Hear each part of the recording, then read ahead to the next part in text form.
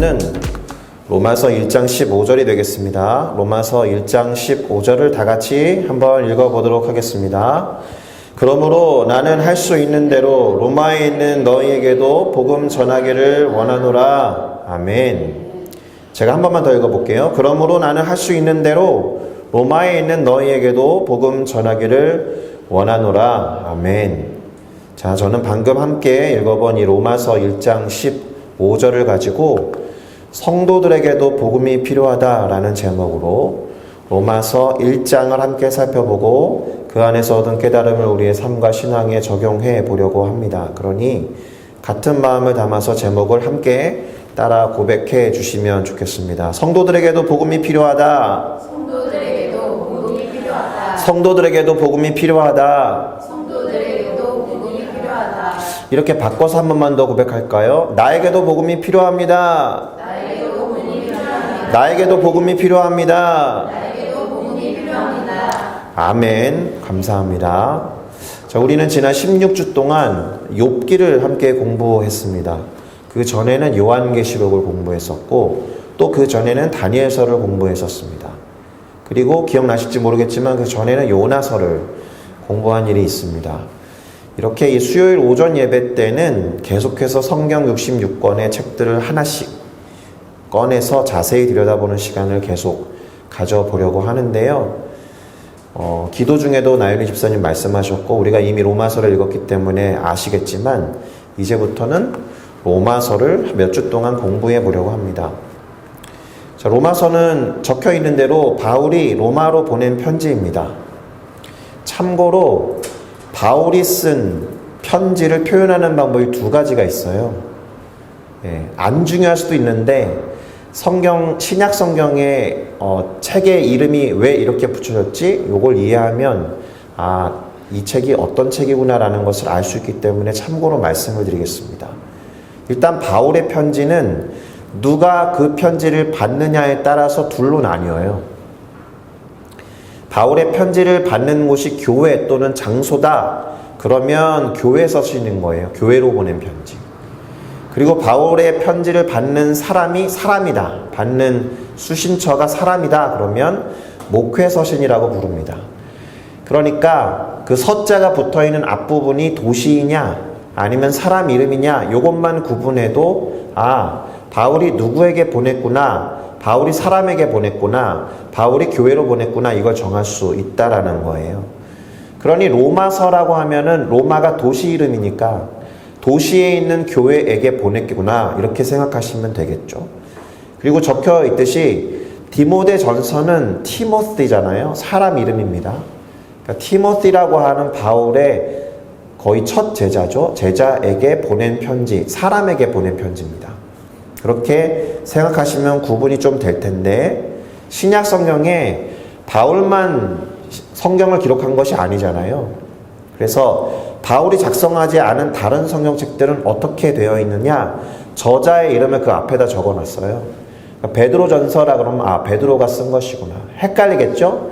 디모데전서, 베드로전서 둘 중에 하나는 바울이 쓴 거고 아니면 베드로가 쓴 거거나 디모데가 썼거나 이렇게 헷갈릴 텐데 성경이 사도행전 이후부터 13권까지가 바울이 쓴 책이에요. 그러니까 히브리서까지는 바울의 서신이기 때문에 바울이 어디로 썼구나 누구에게 썼구나 라고 구분하시면 되는 것이고 그 이후에 나온 책들은 저자 이름을 따서 이름을 붙였다. 그 정도 체계를 가지시면 신약의 27권이 그렇게 구성되어 있구나라는 걸 아실 수 있을 겁니다. 마태복음은 마태가 적은 거고요. 로마서는 바울이 로마로 쓴 편지구나. 디모데전서는 디모데에게 바울이 쓴 거구나. 유다서는 유다가 적은 것이구나. 야고보서는 야고보가 적은 것이구나. 이런 식으로.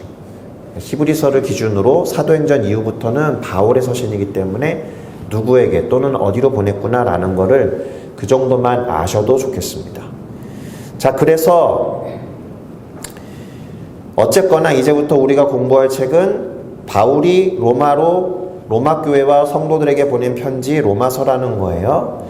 편지이기 때문에 기본적으로 무엇을 파악하면 좀 편할까요? 누가 작성했느냐, 누구를 향하여 썼느냐, 편지를 쓴 이유는 무엇이냐? 이것만 파악해도 우리가 성경을 대하는데 조금은 편하네요. 제가 묵상을 할 때 항상 가르치는 건 무엇이냐 하면 일정 부분의 텍스트를 일단 요약부터 하십시오. 요약을 하기 위해서는 같은 텍스트를 3번, 4번, 5번 정도 읽어야 되거든요. 그거 자체가 묵상이라는 단어가 가진 원어의 의미예요. 묵상은 반복해서 곱씹다라는 뜻이니까. 근데 그렇게 요약이 맞춰지면 대충 겁이 없어져요. 아, 이런 내용이구나 라는 거를 알았기 때문에. 성경을 겁내서 읽으실 필요는 없는데 편지에 대해서는 저 3가지에 초점을 두고 읽으시면 도움이 많이 될 것입니다. 누가 어디로 왜 썼는지를 파악하면 아, 대체로 이 편지는 그런 내용이겠구나 라는 것들을 아는 데 도움이 될 것이다. 그러니 오늘 로마로 보낸 바울의 편지라고 했을 때 우리는 누가 어디로는 이미 해결한 거잖아요. 그러니까 왜 로마 교회의 성도들에게 바울이 편지를 썼는지 거기에 초점을 두시면 조금 편할 거다라는 겁니다. 로마서가 쉬운 책은 아니에요. 고민을 좀 했거든요. 욥기 다음에 신약 성경에 어떤 책을 할까? 갈라디아서를 할까? 로마서를 할까? 아니면 사복음서를 할까? 그러다가 그래도 복음에 대해서 그래도 어렵지만 풀어서 설명해 놓은 책을 같이 공부하는 게 좋겠다라고 로마서를 선택한 것입니다. 자, 그래서 로마서 1장이니까 큰 틀에서 요약을 해보는 작업을 얼른 한 다음에 오늘 우리가 깨우쳐야 될 것들에 집중해 보도록 하겠습니다. 우선 1절에서 바울은 자신을 이렇게 소개해요.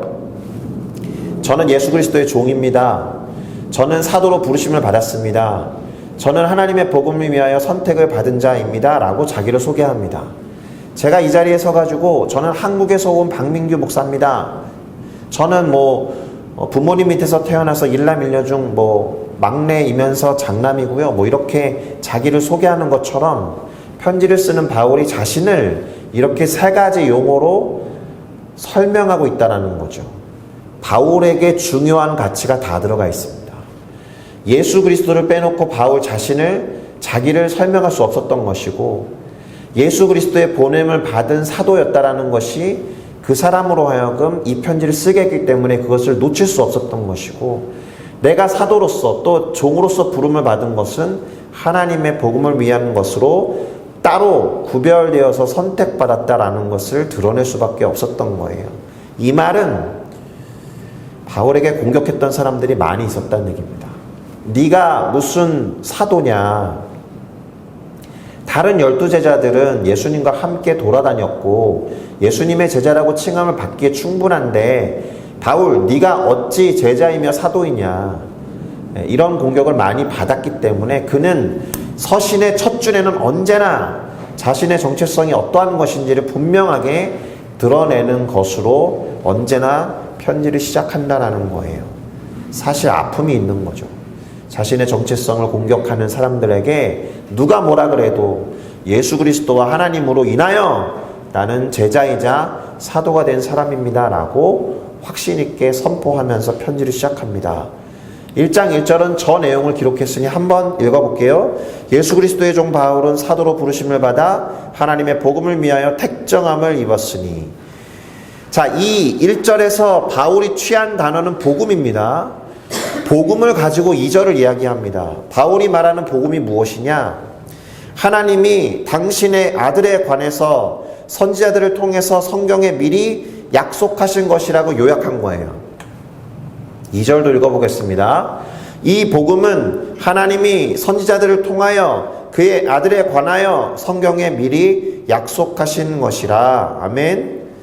자, 이 구절을 통해서 알 수 있는 것이 무엇이냐? 복음은 일단 첫째, 하나님의 아들에 관한 것이다. 그런데 하나님의 아들에 관한 것이 구약 성경에 미리 약속되어 있었다. 그리고 그 약속의 대부분은 선지자들을 통해서 기록되었다. 그래서 구약 성경을 읽어야 하는 거예요. 구약 성경에 기록된 예수 그리스도에 대한 예언과 약속이 어떠한 역사적인 경로를 통해서 사복음서에 이르렀고 예수님이 탄생해서 예수님이 이 땅에 오셨는지가 구약 성경의 지표였다라는 거예요. 비록 우리가 생각하는 다른 나라의 역사인 것처럼 느껴지고 다른 민족의 이야기처럼 보여지고 마치 여호와 하나님이라는 신이 어떤 한 부족의 신처럼 느껴질 때가 있겠지만 아니거든요. 하나님은 아브라함을 선택하셔서 천하 만민이 복을 얻고 누리게 될 것에 대해서 약속하셨고 아브라함을 통해서 탄생한 이스라엘 민족과 나라가 어떻게 흘러갈 것인지를 주관하시면서 결국 예수 그리스도에 이르는 여정을 친히 통치하시면서 이끌어 오셨기 때문에 그렇습니다. 할렐루야. 그러니 누군가 복음에 대해서 물어보면 이 얘기를 할 수 있어야 된다는 거예요. 하나님의 아들에 관한 이야기야.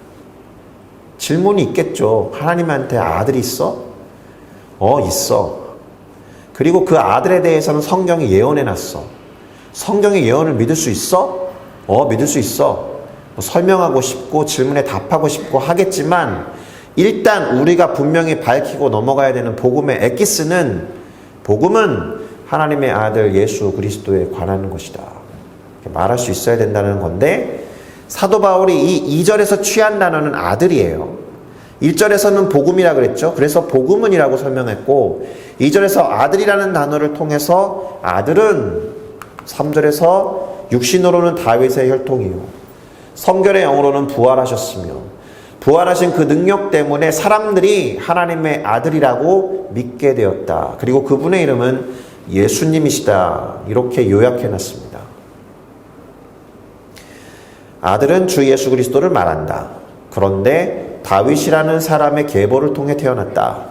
죽은 자들 가운데 부활하셨기 때문에 그 능력으로 하나님의 아들이라는 것이 드러났다. 이렇게 말하고 있는 겁니다. 3절과 4절도 읽어드릴게요. 그의 아들에 관하여 말하면 육신으로는 다윗의 혈통에서 나셨고 성결의 영으로는 죽은 자들 가운데서 부활하셔서 능력으로 하나님의 아들로 선포되셨으니 곧 그 아들은 주 예수 그리스도입니다. 여기까지가 복음에 대한 진술이에요. 설명하다 보면 아까도 말씀드렸듯이 질문이 나올 만한 대목들이 여럿 있습니다. 제가 배울 때는 일단 복음을 설명할 때는 질문이 오더라도 질문보다는 일단 설명을 먼저 해라 그렇게 훈련을 받았어요. 그리고 질문에 답할 수 있다라면 그것은 관계를 형성해 나가고 친밀해진 상태에서 질문을 해결하는 순서로 가는 게 좋겠다. 이런 훈련을 예전에는 받았습니다. 그러나 어쨌든 질문 여하에 상관없이 우리가 분명히 인식하고 있어야 되는 복음, 그것은 하나님의 아들에 관한 것인데 그 아들은 예수 그리스도이시다. 이것만큼 분명히 기억하셔야 한다는 것입니다. 할렐루야. 그러니 이 사실을 믿을 수 있다면, 이 사실에 대한 믿음이 우리 가운데 있다면 우리는 그 복음을 듣고 믿었기 때문에 구원에 이르게 된 것입니다. 이 사실을 믿고 구원에 이른 우리 모두인 줄로 믿습니다. 할렐루야. 자, 이어서 바울은 자신을 비롯해서 성도들, 바울도 성도의 무리에 들어가 있는 거잖아요. 그 성도들이 그리스도 예수로 말미암아 은혜를 받은 이유가 무엇이냐, 그리고 그리스도 예수로 말미암아 은혜를 받는 성도들 중에서도 사도의 직분을 받은 이유가 무엇이냐, 이것을 밝힙니다. 그것이 무엇이냐? 그리스도 예수를 위하여 모든 이방인 중에서 믿어 그들로 하여금 예수 그리스도에게 순종하게 하려는 것이다 라고 말합니다. 그러니까 사도의 직분을 받지 않았다라고 해도 그리스도로 인하여 은혜를 받는 사람이라면 누구나 하나님의 선물인 구원을 이방인들 중에서 믿지 않는 사람들에게 그것을 전하고 그것을 듣는 사람들로 하여금 순종하도록 도모해야 한다라는 게 우리 부르심의 이유입니다. 꼭 사도가 아니어도, 사도 바울은 분명히 방금 말했어요. 은혜를 입은 성도들은 이래야 한다, 이렇게. 그래서 그 앞구절에 복음에 대해서 짧지만 분명하게 설명을 해 놓은 것입니다. 그러면서 이 편지를 받아서 읽고 있는 수신자들, 로마 교회와 성도들에 대해서 이야기를 합니다. 먼저는 그들을 예수 그리스도의 것으로 부르심을 받은 자라고 불러줘요. 그것이 로마 교회뿐만이 아니라 교회로 부름받은 성도들의 정체성입니다. 예수 그리스도에 속한 자들. 베드로 사도도 그렇게 말했어요. 주의 소유된 백성. 그렇죠? 그러니 성도라는 이름을 갖게 된 우리 모두는 우리의 소유가 그리스도에게 있다라는 것을 의심하시면 안 되는 겁니다. 이 말은 우리가 예수님을 주님이라고 부르는 이유예요. 주님의 의미가 무엇입니까? 영어로는 the Lord이지만 조금 더 정확하게는 마스터예요. 우리말로 주인님이란 뜻입니다. 너무 주님을 쉽게 부르고 있습니다. 주님이라고. 주님, 주님, 이게 너무 고유명사처럼 입에 배가지고 아무렇지도 않게 부르고 있지만 사실은 주인님, 저는 종입니다. 이렇게 말할 때의 주인님이란 뜻입니다. 우리의 소유가 거기에 있다는 것을 드러내는 표현이다라는 것을 기억하시기를 바랍니다. 우리는 그리스도의 소유, 그래서 구원이라는 은혜를 선물로 받았기 때문에 복음을 전해서 모두가 그 복음에 복종하게 되는 사명을 함께 부여받은 종이다라는 거예요. 그런데 바울은 이 서신을 받고 있는 성도들을 먼저 칭찬해요. 그들의 믿음이 온 세상에 전파되었다라고 말하면서 칭찬합니다. 그래서 쉬지 않고 기도하는 가운데 이 로마 교회 성도들을 위해서 계속해서 기도하고 있다. 하나님께 이야기한다라고 말합니다. 자, 누군가의 신앙이 귀감이 되어서 주변 사람들뿐만이 아니라 알고 있는 모든 지경과 영역으로 막 전파되고 막 사람들에게 소문이 난다 그러면 얼마나 자랑스럽겠습니까? 그렇게 감사하면서 로마 교회 성도들을 위해서 늘 기도한다라는 거예요. 사도 바울이 8절에서 그렇게 말합니다. 먼저 내가 예수 그리스도로 말미암아 너희 모든 사람에 관하여 하나님께 감사하는 이유는 너희의 믿음이 온 세상에 전파되었기 때문이야. 내가 그의 아들의 복음 안에서 내 심령으로 섬기는 하나님이 내가 하는 기도의 증인이 되시는데 어떤 것의 증인이냐? 내가 항상 기도할 때 너희를 쉬지 않고 말하는 것의 증인이 되셔. 하나님 앞에 맹세컨대 나는 너희들을 위해서 늘 기도를 쉬지 않아. 이 얘기입니다. 이렇게 자랑스럽고 칭찬할 만하며 하나님께 늘 말씀드리는 성도들을 얼마나 보고 싶겠습니까? 얼마나 그립겠습니까? 그래서 바울은 로마를 가고 싶어 해요. 바울은 로마에 갈 좋은 기회, 좋은 길을 얻고자 한다라고 말합니다. 자, 여기까지만 살펴보아도 바울이 왜 로마서를 적고 있는지 두 가지 정도 알 수가 있습니다. 그걸 말씀드려보면 이렇게 돼요. 첫 번째는 로마 교회 성도들을 칭찬하고 격려하고자 한다. 그래서 펜을 들었어요. 두 번째, 그렇게 자랑스럽고 칭찬할 만큼 감사한 성도들에게 가고 싶다. 그들에게 가고 싶다라는 말을 하기 위해서 펜을 들었습니다. 그러면 우리의 관심은 왜 바울이 로마에 가고 싶으냐? 칭찬하고 기쁜 성도들을 보는 것만으로도 갈 이유가 충분하겠지만 오늘 1장에 두 가지 이유에 대해서 적어놨어요. 11절과 12절에 나오는데 그걸 먼저 읽어볼까요? 내가 너희 보기를 간절히 원하는 이유는 어떤 신령한 은사, 그 선물을 너희에게 나누어 줌으로 인해서 너희를 견고하게 하려는 이유야. 그렇게 견고하게 하려는 이유는, 그렇게 신령한 은사를 나누어 주는 이유는 내가 너희 가운데서 너희와 나의 믿음으로 말미암아 서로 안위함을 얻으려 함이야. 평안함과 위로를 얻고 싶어서야. 서로 덕을 주거니 받거니 하면서 굳건하게 되기 위해서 그렇게 하고 싶어. 이 얘기입니다. 신령한 은사를 나누어 줌으로써 로마 교회 성도들뿐만 아니라 바울 스스로도 견고하게 되고 싶다. 피차간의 위로와 평안을 얻고 싶어서 너희들을 보고 싶다. 이렇게 말합니다. 그런데 두 번째 이유가 더 중요해요. 그것이 오늘 설교랑 깊이 관련되기 때문에 그럽니다. 15절을 읽어드리겠습니다. 그러므로 나는 할 수 있는 대로 로마에 있는 너희에게도 복음 전하기를 원하노라. 로마 교회와 성도들에게 복음을 전하고 싶어서 가고 싶다는 거예요. 질문이 떠올라야죠. 이미 복음을 받아들여서 교회 공동체로 탄생했고 예수 그리스도를 기념하면서 예배하고 있는 공동체에게 복음을 전하러 간다라는 말이 맞느냐? 어떻게 생각하십니까? 이미 믿고 구원을 얻은 교회와 성도들에게 복음이 필요하냐?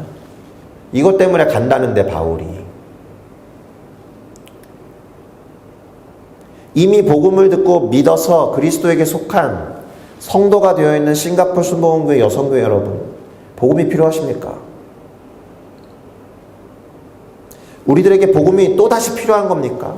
지금까지 들었던 복음이 부족한가요? 아니면 사도 바울로부터 얻어야 되는 복음이 뭔가 다른 복음입니까? 왜 이 사람은 이미 복음을 받아들이고 교회 공동체를 태동한 음악교회와 성도들에게 복음을 전하러 간다라고 말할까요? 복음이 충분하지 않다는 말입니까? 어떻습니까? 그러고 보니까 시중에 나와 있는 신앙 로서들을 검색해 보잖아요. 그럼 이런 책들이 많아요. 다시 복음으로, 다시 복음으로, 다시 복음 앞에 서라, 다시 복음으로, 다시 복음의 핵심으로, 다시 복음으로. 다 다른 책이에요. 어떤 뜻이겠습니까? 아마도 복음을 듣고 은혜를 받아서 구원을 얻었음에도 불구하고 복음을 잘 모른다거나 복음에 따라 살지 않는다는 의미가 되겠죠. 심한 말도 있죠. 교회 안에 복음이 없다. 물론 그렇게까지 말하고 싶지는 않지만 어찌됐든 간에 복음은 반드시 필요합니다. 실제로 조금 어려운 얘기를 지금부터 좀 할 겁니다. 선교나 전도를 말하는 분들이 그 전략을 이론으로 펼쳐서 설명할 때 다음과 같은 말들을 합니다. 전도나 선교에는 단계가 있다는 거예요. 2제로부터 E3까지 있습니다. 여기서 E는 이반젤리즘의 약자니까 별로 어렵진 않을 겁니다. 2제로 선교가 뭐냐 그러면 이반젤리즘 제로 단계의 선교는 뭐냐? 교회 내에 있는 분들을 향한 전도나 선교를 말해요. 아이러니하게도 교회 내에 불신자가 있다는 것처럼 들립니다. 그보다는 복음에 대해서 제대로 가르치고 교육하고 훈련하는 활동을 말해요. 2제로 단계에서의 이반젤리즘 제로는. 그러면 본격적인 전도나 선교는 이 1부터거든요. 이반젤리즘 퍼스트, 첫 번째 원 단계가 뭐냐? 국내 전도를 말해요. 왜 국내 전도이겠습니까? 같은 민족 안에 있는 사람이 전도할 때 장벽이 없어요. 언어 장벽도 없고 문화 장벽이 없기 때문에 저것이 가장 쉬운 단계의 전도라고 말합니다. 그럼 이 투는 뭐겠어요? 언어의 장벽은 있고 문화의 장벽은 없는 경우를 말해요. 한국 사람이 일본에 가서 선교하는 경우에 언어는 좀 다르지만 문화적으로 유사하다라고 판단해요. 물론 우리가 아는 일본과 일본이 아는 우리가 다르지만 서구 사람들보다는 유리하다는 이야기입니다. E3가 뭐겠어요? 언어 장벽과 문화 장벽이 다 있는 경우입니다. 한국 사람이 아프리카를 가서 선교하는 경우에 쉽지 않습니다. 그래서 전도나 선교를 1차적인 목표를 어디에 둬야 되느냐? 그 나라 그 민족에게 복음을 전할 수 있는 첫 번째 제자를 만들어내는 것에 초점을 둬서 그로 하여금 이 원 전도를 하게 해라. 이렇게 하는 겁니다. 국내 전도가 가능하게. 싱가포르에 다양한 민족과 인종들이 들어와 있잖아요. 그러면 그분들을 대상으로 복음을 잘 가르친 다음에 이분들로 하여금 자기네 나라와 자기네 문화와 자기네 민족으로 파송하는 전략을 말하는 겁니다. 그런데 오늘 우리의 관심은 어디에 있느냐? 이제로에 있어요. 이반젤리즘 제로. 이미 믿은 사람들에게 복음을 잘 가르쳐주고 교육하는 것. 왜? 복음대로 살지 못하고 있기 때문에. 교회 내에서 복음을 가르치고 전도를 하도록 훈련하는 과정을 포함해서 이미 믿고 있는, 이미 신앙생활 시작한 성도들에게 끊임없이 복음을 말하고 이야기하면서 가르쳐야 한다는 뜻이에요. 설교자의 메시지도 복음 중심의 메시지여야 한다라는 것입니다. 이렇게 말하는 데에는 아픔이 있는 거예요. 설교자가 복음을 말 안 할 때가 많다라는 겁니다. 교회 내에서 다루어지는 메시지가 복음 이외에 다른 것이 섞여 있을 때가 많다라는 거예요. 그런 면에서 로마서를 공부하게 된 것이 참으로 적절하다는 생각이 듭니다. 조금은 어렵지만 로마서는 성경 중에서 복음을 가장 잘 요약해 놓은 복음의 진수 또는 정수라고 평가받는 책이에요. 자, 그럼 본문에 기록된 이 복음의 나머지 부분에 대해서 말씀드리고 설교를 마무리하고 정리하겠습니다. 바울은 우선 자신이 복음을 부끄러워하지 않는다라고 말합니다. 이 말은 뒤집어 말하면 복음을 부끄러워하는 사람들이 제법 많다. 저도 그런 적이 있습니다. 대학교 1학년 때 제가 교회 다니는 것을 학교 친구들이 전혀 몰랐어요. 친구들한테 나 교회 다녀라고 말하는 게 너무 창피했어요. 왜냐하면 친구들처럼 어울려서 놀고 그렇게 돌아다니고 방황하는 게 재밌었거든요. 근데 제가 교회를 다닌다라고 하는 순간 친구들이 뭐라 그럴 것 같아요? 야, 교회 다니는 애가 똑같냐 너는? 이렇게 말하는 게 너무 듣기 불편하니까 그냥 교회 다니는 걸 숨겼습니다. 그 대학생들의 문화나 세상의 풍조 안에서 복음을 말하는 것이 생각보다 어렵다라는 판단이 들었어요. 그래서 그것을 회피하고 몰래 신앙생활하거나 꺼려했던 적이 많았다라는 걸 제가 지금까지 여러 차례 말씀드린 적이 있습니다. 그런데 단언컨대 바울은 복음을 부끄러워하지 않는다라고 말하는 거예요, 지금. 이유가 뭘까요? 제가 몰랐는데 바울은 이걸 알고 있었기 때문에 부끄러워하지 않았던 것 같은데 복음은 믿는 모든 자에게 구원을 주시는 하나님의 능력이 되기 때문에 라고 적어요. 능력이라는 것이 저한테 와닿지 않았던 것 같고요. 복음을 그냥 귀로만 귀뚱으로 들어서 그러려니 하고 넘어가는 신앙생활을 했기 때문이었을 거라고 생각해요. 하나님의 능력이 됨이라 할 때 그 능력은 두나미스라는 단어를 쓰는데 성령의 권세와 권능을 뜻해요. 그러니까 진정으로 제가 성령으로 충만하지 않았던 거죠. 그러니까 복음을 부끄러워했던 거예요. 자신 없어 하고. 16절에 대해서 이렇게 말합니다. 내가 복음을 부끄러워하지 아니하는데 이유는 이 복음이 모든 믿는 자에게 구원을 주시는 하나님의 능력이 되기 때문에 그래. 사실 저는 저 이유 때문에 복음을 부끄러워하지 않는다라는 질문이 들었어요. 저 이유 때문에 복음을 부끄러워하지 않는다라고? 제가 이해하지 못했던 이야기를 했던 거예요, 사도 바울은. 능력이 있었기 때문에 그 능력 때문에 이 사람은 도무지 부끄러워할 수 없었던 거죠. 복음을 믿는 사람들이 구원을 받는 장면을 보는 사람들, 그것에서 막 희열과 기쁨과 하나님과 함께 기뻐하는 경험을 한 사람들은 부끄러워할 수가 없어요. 그리고는 복음에 대해서 어떻게 설명하느냐? 복음에는 하나님의 의가 나타나서 믿음으로 믿음에 이르게 한다. 무슨 뜻일까요? 저 믿음은 뭐고 뒤에 있는 믿음은 뭐냐? 우선 하나님의 의에 대해서 생각해 봐야 돼요. 하나님의 의는 이렇게 정의합니다. 하나님과 바른 관계를 맺는 것, 그게 의라는 단어의 정의입니다.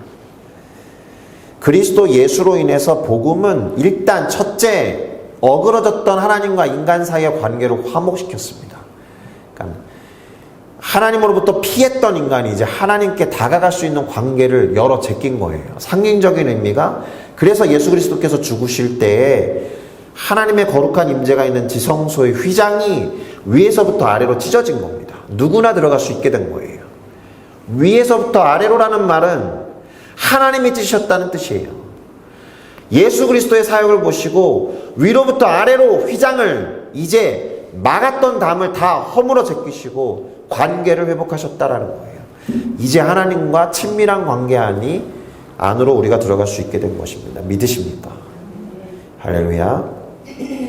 그런데 그 다음 구절, 믿음으로 믿음에 이르게 한다는 말에 주목하셔야 됩니다. 편의상 첫 번째 믿음이 두 번째 믿음을 가능하게 한다라고 해석됩니다.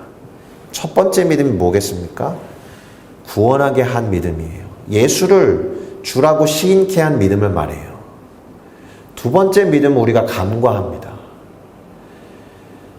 구원을 얻기 위해서 예수 그리스도를 믿는 믿음이 필요해 하고 할 때 첫 번째 믿음은 끝나는 줄 알아요. 두 번째 믿음이 뭐냐? 의지하는 믿음입니다. 예수님을 믿었으니 예수님을 계속해서 의지하는 믿음을 말해요. 구원받기 위해서 예수님이 필요한 만큼 하나님의 자녀로 살아가기 위해서 우리 힘과 능력으로 안 되기 때문에 예수가 더 필요한 거거든요. 주님이 더 필요한 거예요. 성령이 더 필요한 거예요. 그래서 그분을 의지하는 rely on, depend on, count on 하는 믿음을 말해요. 첫 번째 믿음은 believe in이지만 성도들이 두 번째 믿음을 좌시해서 나 믿었으니까 천국 가 여기서 끝났기 때문에 복음을 계속해서 가르쳐야 되는 거예요. 사도 바울이. 나 죽어서 천국 가 끝! 이 땅에서의 삶은 어떻게 돼도 상관없는 거지. 그러나 하나님의 백성과 하나님의 자녀로 하나님이 원하시는 삶을 사는 게 어려우니까 계속 주님을 의지하는 믿음이 필요하다는 의미에서 믿음으로 믿음에 이르게 한다는 거예요. 복음이. 그래서 먼저 믿은 우리에게 계속해서 복음이 필요한 거예요. 바울은 지금 그래서 로마에 가고 싶은 겁니다. 왠 줄 아세요? 이 18절 이하부터 로마 교회가 둘러싸여 있는 상황이 어떤지를 말하거든요. 정리를 잠깐 할게요. 첫 번째 믿음은 거듭나게 한 믿음이요. 두 번째 믿음은 하나님의 자녀로 계속해서 살 수 있도록 주님을 의지하는 믿음을 말해요. 여기에 초점을 이제는 두셔야 한다는 거예요. 우리 모두가. 그것이 안 되었기 때문에 다시 복음을 말하고 다시 복음 앞으로 이런 이야기를 하고 있는 것이고 안타깝지만 교회가 비판을 받고 있는 이유입니다. 삶으로 복음을 살아내지 않아서 나 구원받아서 천국 가는 걸로 됐어 이렇게 끝내고 있기 때문에 복음에는 하나님의 의가 나타나서 하나님과 바른 관계를 맺게 했고 하나님과 바른 관계를 맺었으니 하나님이 원하시는 삶을 살 수 있도록 그 믿음이 두 번째 믿음에 이르게 하였으니 기록된 바 구약 성경에 그렇게 기록되어 있다라는 거죠. 오직 의인은 믿음으로 말미암아 계속 살아야 하는 거야. 이렇게 말할 수밖에 없고 로마로 갔어야만 하는 이유가 18절부터 32절에 나오는데 당시 시대적 상황을 나열합니다. 당시 시대적 상황을 요약하면 하나님의 진노 아래 있던 세상이다 라고 말하는 거예요. 근데 하나님의 진노 아래에 있는 세상이라는 점에서 오늘날도 다를 바가 없습니다. 그때나 지금이나 불의로 진리를 막는 사람들이 경건하지 않는 모습으로 많은 사람들을 미혹해 하고 그런 모습으로 충만하다는 거예요. 그래서 기본적으로 하나님의 진노 아래에 놓여 있다.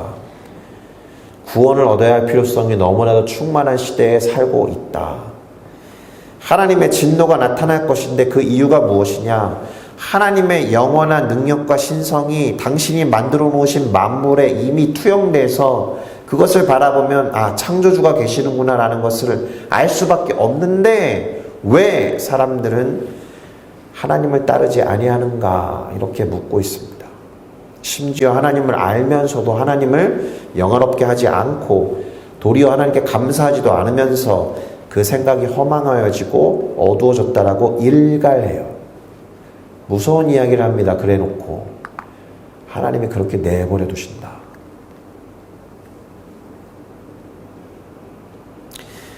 하나님께서 그들을 마음의 정욕대로 더러움에 내버려 두셔 그들의 몸을 서로 욕되게 하셨으니 그들이 하나님보다 피조물을 더 경배하고 섬기기 때문이다.